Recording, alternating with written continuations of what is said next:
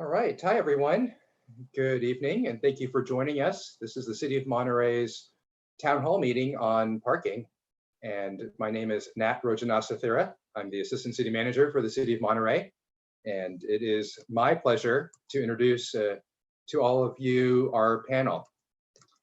Today joining us, we have Lori Hualga, who will be supporting me in the moderation and facilitation role. Lori Hualga has been with the city for several years, supporting our public information service, and she serves as our current public information officer. So thank you, Lori, for joining us this evening. I'm happy to be here. Great. We also have with us Steve Wittry. Steve Wittry is our Public Works Director, and he has been here as our Public Works Director in Monterey for the past 3.5 years. And he has served as a professional engineer in the industry since 2001, also serving as Public Works Director and similar roles, city engineer for the city of Hollister, as well as San Benito County. Hello. Thank you, Steve. Also here on our panel is Cristie Steffy. She has, for the past 2.5 years, served as our city's parking superintendent. And she has a total of approximately 14 years of service in the city of Monterey within our parking division. Welcome, and thank you for joining us, Cristie. Thank you, excited to be here. All right. We're going to go ahead and get started, and appreciate again all of the members of the public for joining us today. Typically when we talk about parking and parking fees in particular, we meet with each of the business associations and neighborhood associations. But we felt that during this period of the COVID-19 global pandemic, that having a town hall meeting is probably one of the better ways to engage with the community, with neighborhoods, with businesses, and the public at large. For those of you who are watching and joining us on Zoom webinar, you can, as questions arise, feel free to use the Q&A feature. You should be able to ask questions, and feel free to ask any of those questions at any time. We're going to have a roughly 20-minute presentation from Julie, as well as Steve and Cristie, and then Lori and I will tag team the Q&A. So feel free to ask your Q&As, questions as part of that for those of you who are on the Zoom webinar. For those who are watching on YouTube Live, you can go to monterey.org/parking and register to join the webinar. That way you can participate in the Q&A. Otherwise, for members of the public, if you'd like to just watch, and you'll certainly be able to watch this event afterwards as part of an archived video, you can do that at youtube.com/City of Monterey. All right, let's go ahead and get started. We'll go ahead and pass the baton over to Julie to kick us off for today's presentation. Julie, thank you again for being here. Thank you very much for having us. And I'm just going to go ahead and do a quick screen share for those of you who are watching us remotely. So please bear with me a moment. Let me make sure we can get that open. Terrific. So hopefully everybody can see it. I'm just going to look to my fellow panelists with a thumbs up to tell me you guys can hear me okay. Thank you guys very much. So as mentioned, we're here to talk about the proposed rate increases that will come and the rate changes that will come as a result of the program. And I'm going to try to move my cursor forward and see why it's not moving. Bear with me one moment here. I'm going to try to do this one more time. Hold on one second. One more try. Can you see my screen? Bear with me again for some reason. This is the fun part of the technical remote. I'm just going to close it and reopen it again. Okay, panelists, can you see my screen okay again? Yep, Thank we you. can Okay, see your screen. So yep. Apologies to everyone for that momentary technical difficulty. We thought we'd give you a little bit of background, and I think it's really important that everybody recognize that the parking rates in Monterey have not been changed in over 11 years. And this is something that's really important when we talk about a vibrant community. It really comes down to the demand, and it's something we're going to talk quite a bit about today. And so being able to do a rate increase to be able to address really market value, this is something that we've been working on for well over really almost 2 years now. It started back in June of 2018 when the city pursued basically a parking operations analysis. That's actually when our firm, Dixon Resources Unlimited, became involved. And we really got into the nuts and bolts of the parking operation in Monterey and really looked at developing what we called a parking action plan. And the parking action plan was something that was really important in terms of outlining the recommendations for not only the near term, midterm, but also long term to basically ensure that it coincided with the strategic direction for the city of Monterey. And basically last July, the city council accepted the recommendations that really included a whole hybrid of ideas, concepts, and a recommendation path that included not only the technology upgrades, which I hope many of you have already witnessed and seen. Hopefully some of you have seen the new infrastructure that's going into some of the garages with some of the automation that's coming.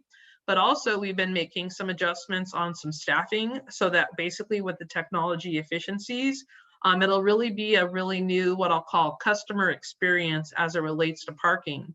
But another very important part of that process are the rate adjustments. And it's something, again, to not only be sure that our rates are set with our market value, but also making sure from a comparable aspect of other similar communities that our rates are competitive. And then we're also here today to talk about those rates and sharing those with you as the community. Now, importantly too, about some of these things for the considerations is not only as a part of the parking action plan, did we complete a comparable cities analysis, which basically meant looking at similar like communities and looking at what their rates charged were. We also need to make sure that with these proposed rate changes that we're looking at the parking demand, that we're making sure that we can sustain the operation. And also very important that, you know, our garages are very popular in Monterey and we need to make sure that we're maintaining them. I mean, as garage infrastructure and garages get older, these are very important assets and we need to make sure that we're making the strategic investment to make sure that those garages still maintain the integrity and safety aspects for our visitors and our residents and our community to be able to park in them. So talking about what these rate changes will support, it's really important about this continued technology investment to be able to provide the opportunities for our customers, one of which includes the automation of our facilities. We're really excited about some of the benefits that I'm going to get into in a few moments that come along with that. One of the next opportunities that we're going to be pursuing is actually advancing our technology that's used on street. So being able to provide more opportunities with, some of you may have already experienced our mobile payment feature that was recently implemented in Monterey, but also being sure that we offer opportunities for more credit card payments and features like that. And so a lot of the advantages that come with some of that technology is really important when we talk about basically really bringing that consistent rate model that's of a market value. And with that equipment comes these opportunities to be able to use alternative forms of payment. I'm excited to report as we move into the new technology, there's things like Google Pay and Apple Pay, features like that that can really become effective as we start to make those improvements in the program. Another thing that's really important is the increased opportunity for enhanced validation programs and really being able to help support our merchants and being able to provide more opportunities to improve the customer experience as they come to visit these locations. I mentioned already the fact that many of our facilities are aging and making sure that our maintenance is managed at those locations. And I think that all of us are very familiar with the free trolley system. And I really want to emphasize that something that's happened over this last year has been that expansion of services. Some of you may have experienced the fact that we've been able to extend the free trolley services to weekend support during our non-peak season, as well as adding free trolley services during spring break, during the Christmas holidays and Thanksgiving holidays. And these are all things that are basically to be continued through the support of those rate changes. Now, I know that there's a lot of information on the screen. I do want to highlight the fact that the rate proposal is also going to be included with an upcoming staff report for City Council. But what we tried to include on this particular slide was by location. You can see what the current rates are and what the proposed rates are that would be effective on June 1. I'm going to go into some detail about some of the changes that are coming into play on the upcoming slide, but you'll notice that in some cases there's a slight increase in the daily maximums. We've also added the use of double spaces in some of our waterfront lot locations to provide that accessibility for some of those facilities as well. But I think it's also, again, to reinforce the fact that there has not been a rate change in 11 years. And this is something, again, to really bring the model up to the current market value. And our hope is that then in the future, we can start to adapt our rates according to CPI, so that way it's something that we stay current. And that's something that's really important, is that we really get the rates caught up to where the market stance is today. One of the things that I'm going to talk about on one of the next slides too is that we are going to take what's called a zone approach. And that's actually what you start to see on this slide. Is there's really 3 different categories that you see on this particular slide. And I'm going to share a map of that on a future slide here in just a moment. In fact, there is that map. On the right side of the screen, what you basically can see is that we created 3 different zones, and the different rate models that basically are applicable to those 3 zones are basically listed in the legend there in the bottom right-hand corner. But over here on the left side of the slide, what you'll see is some of the comparable city rates that we were able to gather. You know, there's no city like Monterey, let's just be honest. I mean, the aquarium and what it is, I mean, world class. We tried to come with one of the closest comparables, which happened to be the city of Long Beach. And you can see from Long Beach and Santa Cruz and Santa Monica, you can see the different rate models based on their on-street hourly rates. I think it's important to also notice that in Santa Cruz, they actually have a program that after the posted hours that you actually double the rate after the first 3 hours. So that's something too, that when we start to talk about things that are called demand rate models, these are all options in the future that can be considered. But right now, just from a baselining perspective, we're looking to take that base model of $1.50 per hour and then to implement the proposed rate structure that varies between $1.75 to $2.25 an hour. And there on the legend in the bottom right-hand corner, you can see that based on which zone you're in will determine which rate that you pay. Now, continuing on with the comparable cities analysis, we also are proposing the rate increase to the parking garages, and using the comparison of Santa Monica, where you can see that the rate model between $20 and $25 for the daily maximum.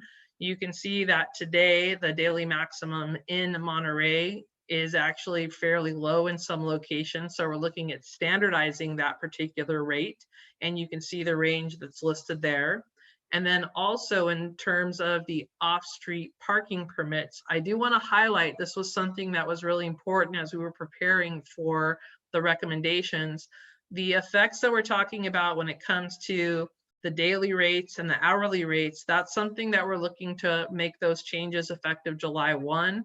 But everything regarding the permits, whether it be for the garages or for the residential permits, the recommendation has been pushed to be effective January 1st.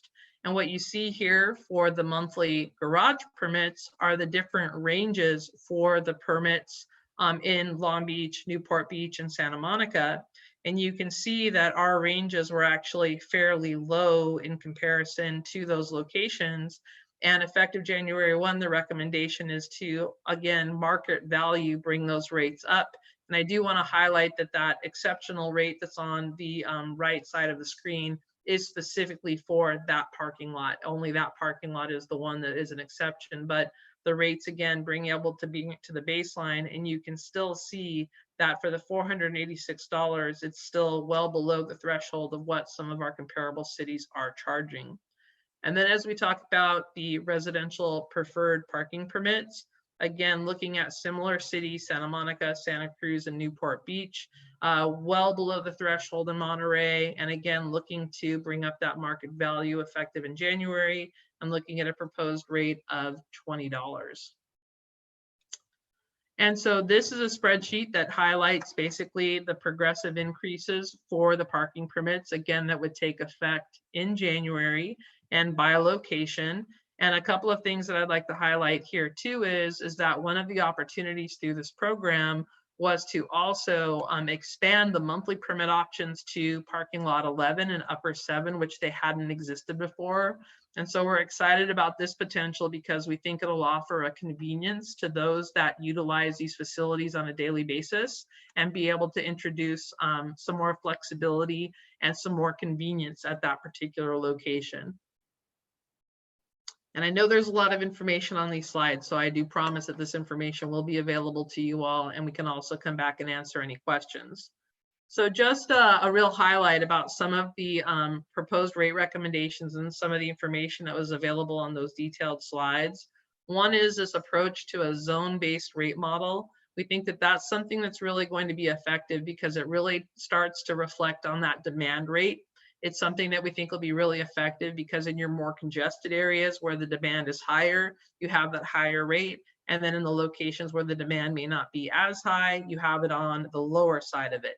Now, the rate changes for the off-street locations, which include the parking lots and the garages, I do want to highlight that on that sheet, there is a variety of rates that are on there, again, based on what zone you're in.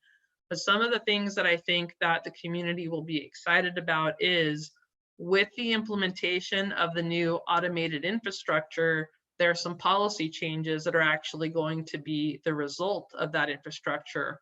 One is that we're basically having the opportunity to combine east and west garage that will allow for consistent rates. For those of you that have utilized those facilities before, you maybe have recognized the fact that there were different rate models depending upon which gate entrance you had to come into.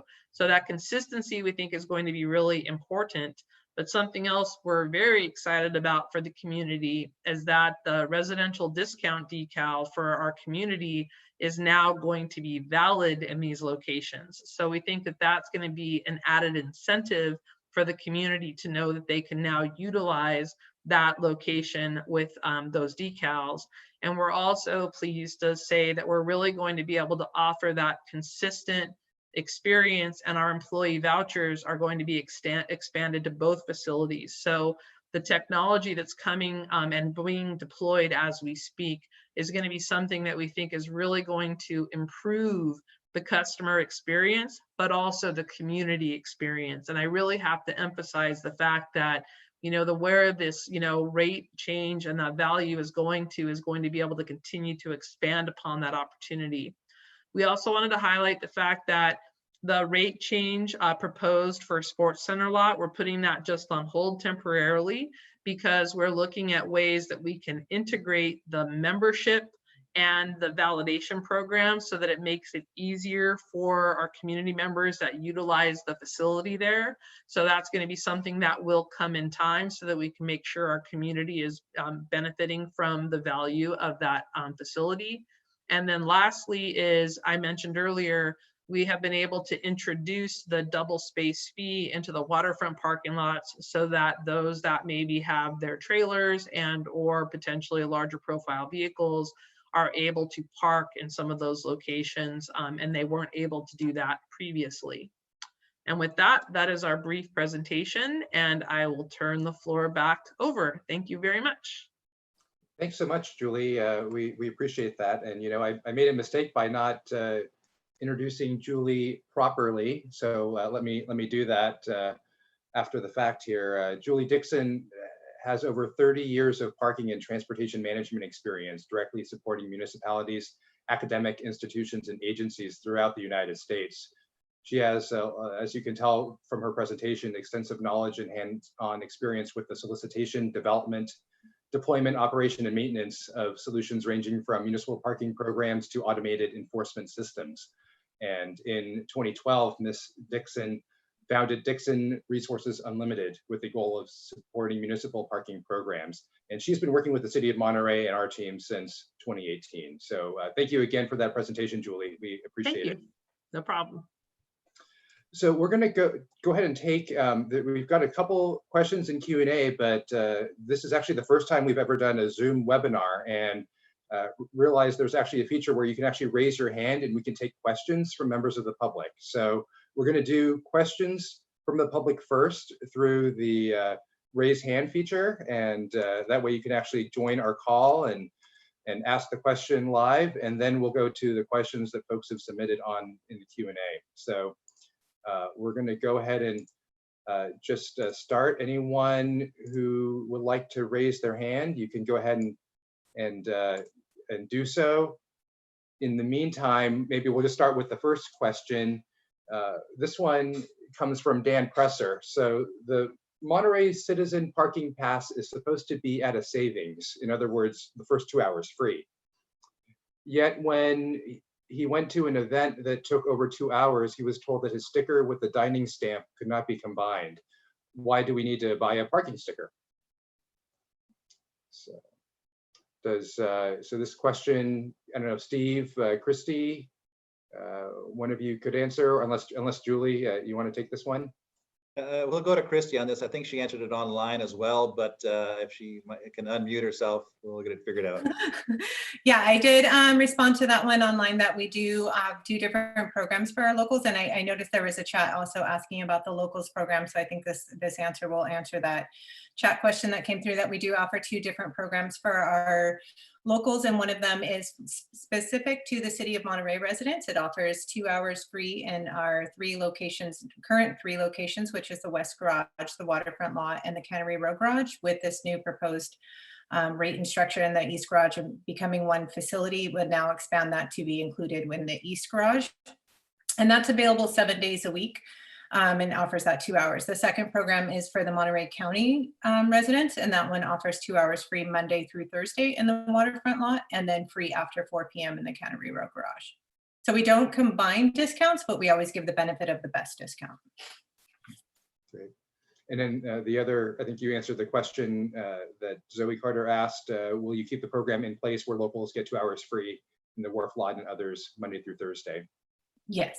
So Yeah. that one would fall under the Monterey County one. So yeah, that one you don't need to purchase. That's offered free without any permit or a purchase. The one that's the City of Monterey resident decal, that one is the one that will be, it's currently $10 proposed for 20, and it's good for 1 year, giving 2 hours free, which will now include those 4 locations. Okay, super. We do have a question, and we'll bounce back and forth between Q&A and the raised hand function here. Dan Presser may have another question, so we're going to go ahead and allow him to talk. Dan, thanks for joining us. Do you have another question for us? Let me go ahead and unmute him. Let's see. Or not. Nope, looks like. Can you hear me? Yes, we can. Oh, how about that? I was a little disappointed with the answer to the written question that I gave you. I mean, if we are paying for 2 hours free and then come in with something that says 2 hours free, you expect more than that, more than the 2 hours. I think what happened to us, it was like 2.5 or maybe almost 3. And then we had to pay for it. And I said, well, what do I have this ticket, you know, this window decal for? If when I come to town, well, I live here, and if I go downtown and go to a function or go to the wharf, why should I pay the now $20 for what's only 2 hours? And most of the time that's free anyway, because you post it free. Or it, not only that, they give you some discounts to come downtown and eat and go to a show. Well, the difference with the Monterey County program, where it gives the 2 hours free automatically, that's only honored Monday through Thursday in the Waterfront Lot, where the decal, when you purchase that one, it gives you the 2 hours free 7 days a week. In the Cannery Row Garage, it gives you the 2 hours free also 7 days a week, where the county program only gives you free after 4. So we don't combine the 2 programs, but we the difference for the decal in the Waterfront Lot is that expands it to 7 days instead of just 4 weekdays. Great. All right, thank you. Thank you, Cristie. We've got a few questions coming in, so we'll go to more questions here.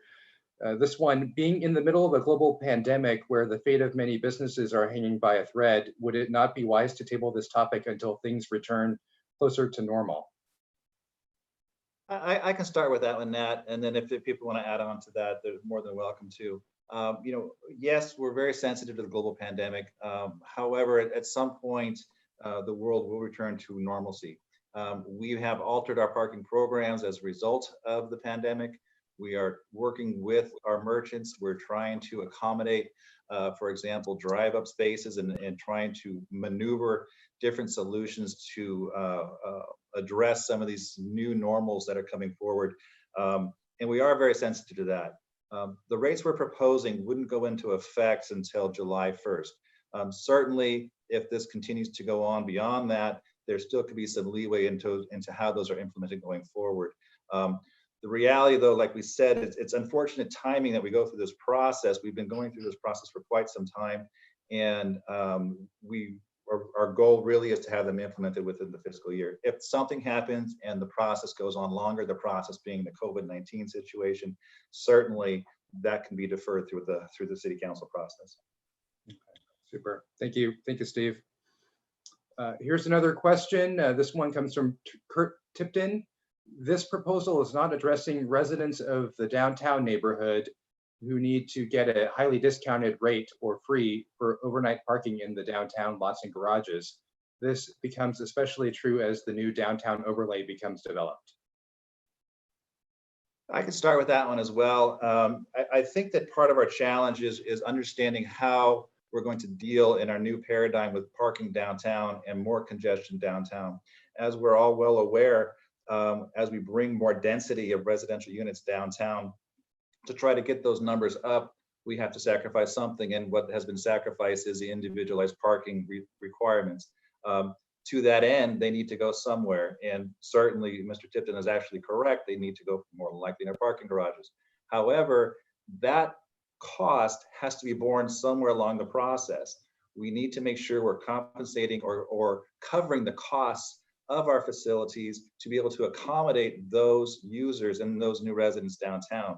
We do have the annual permit process that we're proposing. By comparison to a daily rate, it is a significant savings. It's not free, but it is a significant savings to a daily permit process. And that's the way that the city has pushed its overlays forward. That's been our process and our planning for many years now, is to try to have those parking garages help serve residents as well. Okay, great. Anyone else would like to add on to respond to Kurt's question? No? All right. Another question came in here. Let's see. Why in the parking study, this one might be for Julie, did Santa Barbara's citywide flat rate of $1.50 per hour get ignored and Long Beach's rates were accepted as a comparable for the city of Monterey? I actually believe we tried to just do a snapshot of information in the slides today, and I actually do believe we included Santa Barbara in the greater study. And Cristie, I'm going to look down to you, and forgive me, you're down to you because you're in the corner of my screen. But also Long Beach, again, like I mentioned, because they had at least the aquarium as well, we were trying to identify locations that also had basically the tourist draw as well. So Cristie, did you want to comment about that as well? No, I mean, I think that pretty much covers it. As what we were looking for was just something that was comparable to something similar that of our city, of what we offer that makes us unique. So here's a question came in through the chat function, and I think you explained it a little bit. If you could maybe repeat it and remind us. This one comes from Wendy Brickman. Can you tell us more about the 2-hour Monterey decals and how to actually obtain them? Okay, the Monterey decal is, we do sell them in our office at the parking division. So that one is specific to Monterey city residents. So what we ask for is just proof of residency, which can be a rental agreement, lease agreement, or utility bill. In addition, it is vehicle specific. So it will, with the vehicle registration and ID, and then that permit is good for 1 year and offered in the 3 locations and gives you the 2 hours free. Great, thanks, Cristie. Yeah, no problem. Okay, this one's an interesting one. So question from Dwayne Peterson. Any thoughts of accepting cryptocurrencies, particularly for foreign travelers? Oh, Julie wants to respond to this one. Yeah, I'll speak to that. I will say that today It has not been my experience that any of the parking technologies are currently accepting cryptocurrencies yet. However, I will say that the adoption of things like Google Pay and Apple Pay are becoming more prevalent. In fact, not all systems do accept those, but I will tell you that as payment technologies and payment opportunities become proven and established, it really does become a matter of also certain industry guidelines as it becomes to payment security that becomes relevant. So I think as the payment card standards and things like that apply to cryptocurrency, I would anticipate that we'll see the adoption of those. But there are a lot of security elements that go into the utilization of different payment methodologies when it comes to parking technology. So I will say that once it becomes industry accepted and proven, I think that that could be an option as well. That could be a future consideration, but it is not currently a standard at this time. Thanks, Julie. All right. Again, we've got one more question. So if others have more questions, please feel free to use the Q&A feature in the Zoom webinar function or raise your hand. So this one comes from Tim Meehan. Many blocks on Hawthorne Street serve as a de facto free parking for Cannery Row employees. With proposed rate increases, I expect demand for Hawthorne parking to increase. How does the city plan to address this? My proposal is to make all of Monterey pay to park. This resolves the issue of just pushing the free parking further up the hill. So this is one, Steve, Cristie? Well, I was trying to consider whether that was blocks on Hawthorne that currently do not have a time restriction, because in that area there we do have a time restriction there. So I was trying to, I'm going to guess that it's blocks that don't have a residential program where they're seeing that impact. So one would be exploring the residential parking program as an option for that, for those blocks, if that is the challenge. And then the actual residential parking program would be something that we are going to be looking at next. That is part of our parking action plan. So we do plan to bring that forward as well. Great. Okay, we've got a question from Bonnie Adams. What about holiday parking rates on Cannery Row?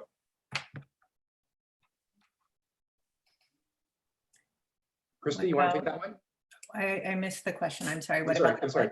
Yeah, what about holiday parking rates on Cannery Row? Like offering holiday in the garage, or I mean, we do have holiday programs that we've offered, that we've done in the Waterfront Lot and in Cannery Row Garage, and we have that has been honored each year where we've done we've offered free parking in Cannery Row. So I would assume that we would still continue to look at those programs. And if I could just add, I think something that Steve mentioned earlier too, one of the things that's really important is with the technology that the city is introducing, it offers a lot of flexibility and opportunities when it comes to, you know, different specialty programs, validation programs, things like that. And I think one of the things that our merchants are going to be the most excited about as we expand the new technology, you know, into the on-street as well, is that these are also programs that no longer have to just be restricted to the garages any longer as well. And I think that that's some of the exciting times of things that are going to be coming as a result of some of these changes, is that there's a lot of incentive programs and different things like that that I think are going to be really exciting, especially for our merchants. And I think that that could include, you know, different holiday rates and things like that that Cristie was mentioning. Thank you. Thanks, Julie. All right, a couple of comments. One comment came in here from Tim Meehan, just to follow up to his question earlier. He states that residential parking pushes the problem further up the hill. Another comment from Dan Presser, who commented earlier. He is suggesting, please do not raise local sticker from $12 to $20. So duly noted. Thanks for the feedback. We have a question from Wendy Brickman. For the 2-hour free Monterey County program, how will it run starting soon in the Waterfront Lot without an attendant? It's a good question. Currently, in the Waterfront Lot, we do have that lot open, and it is a time enforced lot right now. So it is offering the 2 hours free to anyone who parks there. Okay. But moving into the future for the free program, with the new technology, we'll have camera-enabled systems, and without a person there at the lots, what an individual would do would be showing their ID to the camera, and that person would be validated as a local resident or local process from a remote location. So even though the technology is there, it'll still be allowed to interact with some public to make sure the discounts are applied appropriately. Yeah. Great answer, Steve. Thanks. All right. We don't have any other questions that have been submitted so far, and no one's raised their hand. So, you know, unless we get, oh, maybe one more here. Let's see. Oh, Kurt says, thanks for the helpful presentation in the Q&A. Thanks for joining us, Kurt. And thanks to all the attendees who've been able to join us and this wonderful panel. Any final comments or thoughts, Steve, Julie, or Cristie? Just one thing, you know, it's never an easy process to go through. And I think that one of the things that we're trying to do is be as receptive as possible to our residents while still maintaining that integrity with our businesses and our business partners. You know, we have done a lot of investment in our facilities and you know, in the last few months and weeks, even with a facelift of the Cannery Row garage, with new parking systems being installed at the downtown garages, which ultimately get to Cannery Row as well. You know, over the past few months, we've been able to, you know, do a substantial amount of work on our surface lots, and you know, we are just trying to make this a much more presentable, much more destination-friendly location, and also pass those benefits on to our residents as well. So just want to thank the community for that. Okay, great. Thank you, Steve. I think we have time for maybe one more question, since someone's raised their hand, and it's Deanne Brady. Deanne, you're with us here. Hi, can you hear me okay? Yes, we can. Hi, I came a little bit late to the meeting. I apologize, but I don't see anything for the Cannery Row garage parking being touched. Am I missing something, or is the rate going to stay the same? So for the Cannery Row garage, the rate, we currently do a flat rate that's between $7 and $18. So it proposes that from up to 20. Oh, so it's just going to get increased a couple of dollars at the most? Yeah, and then one of the opportunities with that garage, as we look at our technology and upgrading it with the automation of that garage, we're also looking at the opportunity to offer an hourly rate so that we have the flexibility to meet peak season and also non-peak, and be able to offer the hourly rate. And what would the hourly rate be? Do we know that? Well, based on the rate model, it would be the $3 an hour is what I think we're still, yes, the $3 an hour. Okay, perfect. Thank you. Great, thanks, Deanne. All right, well, we're at the 40-minute mark, and appreciate again everyone for participating in today's webinar, today's town hall meeting on parking. We will continue to update our website at monterey.org/parking with more information. A copy of this video from today's town hall will be available at that website, as well as at youtube.com/City of Monterey for those who weren't able to join us. So thank you again very much, and we will see you next time. Take care. Bye-bye. Thank you.